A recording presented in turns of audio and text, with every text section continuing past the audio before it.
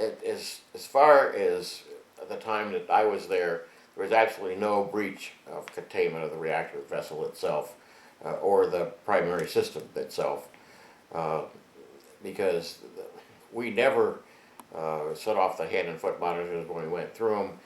We worked in the high bay every day without having to have special clothing or things like that, which we would have had to have had there been any radioactive material in the reactor high bay itself.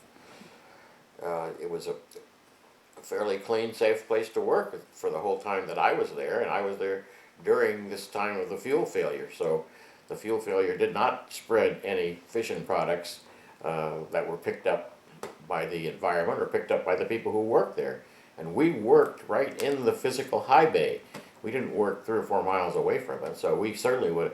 And as I said earlier, the very first thing they did it with me when I went to UCLA was put me in the total body counter. If I'd picked up any fission products and I was in the structure, not outdoors, not 3 miles away, you would see it in the total body counter at UCLA. And I was measured every 6 months for the whole years that I worked there, and they saw no radioactive material at all. My film badge, for instance, the total record of my film badge that went to UCLA, and it went there, and probably still on file at UCLA, showed that I never exceeded any of the NRC standards, or at that time atomics AEC standards, and the records are there to show that I did not receive any radiation when I worked in the high bay in the control room every day of my life that I was there.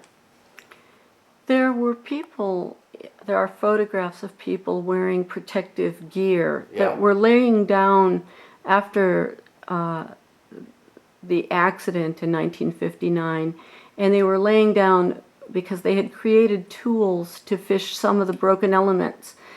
Can you explain to me what you know about that? Well, they were right on top of the core itself, and they were worried that they might spread some contamination, but I don't know that they actually spread any of the contamination. I think that it stayed within the confines of the equipment they were using to pick up the fuel slugs that were loose in there and put them down in the hot cells. And as a health physicist, can you explain about risk relative to distance if the fuel rods are down below? Is there a risk to you when you're at a distance from them? Well, yes, the radiation levels fall off as you get the distance or put anything in between the fuel and the shielding. The sodium would be a fuel, would be a shielding, just like water would be a shielding or anything else would be a shielding from the rods themselves, but I'm sure they didn't look directly at them. I'm sure that they used telescopes or binocular-like things with prisms, so they didn't have to look directly at the fuel. When they did have to fish some broken pieces of the rods out. Right, they did. So that's what I was concerned about. Were there a major exposure if they were fishing?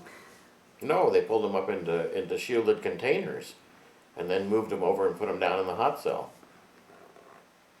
I don't know of any overexposures the whole time I was there, or even when they were fishing.